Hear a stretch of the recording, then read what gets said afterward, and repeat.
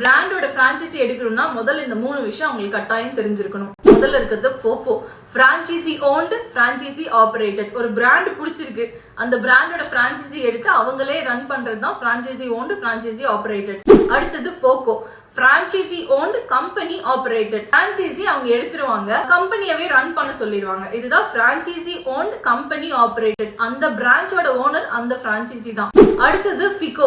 FICOங்கிறது franchisee investor, company operator. அதாவது நான் வேற பிசினஸ் பண்ணிட்டு இருக்கேன், எனக்கு இங்க டைம் ஸ்பெண்ட் பண்ண முடியாது, இந்த பிசினஸ் பாத்துக்க முடியாது, இந்த பிராண்ட் எனக்கு பிடிச்சிருக்கு, ஆனா நான் இதுல இன்வெஸ்ட் பண்ணணும்னு நினைக்கிறேன் அப்படின்னு நினைக்கிறவங்க இந்த கான்செப்ட்ல போயிருவாங்க. இன்னொரு क्वेश्चंस இருக்கும் சில பேருக்கு, நம்ம ஒரு பிராண்டோட பிரான்சைசி எடுக்கணும்னா அது ரிலேட்டடா படிச்சிருக்கணுமா? இப்ப நம்ம கிட்ட கேக்குறவங்க, நாங்க காஸ்மெட்டிக்ஸ் ரிலேட்டடா படிச்சிருக்கணுமா, ஸ்கின் அண்ட் ஹேர் ரிலேட்டடா படிச்சிருந்தாதான் உங்களோட பிரான்சைசி எடுக்க முடியுமா அப்படின்னா அப்படி கிடையாது.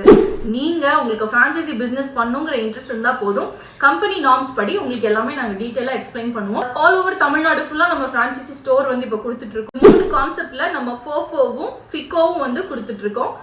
இதுல யாருக்கு இன்ட்ரெஸ்ட் இருக்கோ நேர்ல நம்ம கம்பெனி வந்து விசிட் பண்ணுங்க, நம்ம டீமை வந்து விசிட் பண்ணுங்க, டிஸ்கஸ் பண்ணுங்க. உங்களுக்கு ஓகேனா வில் டு பிசினஸ்.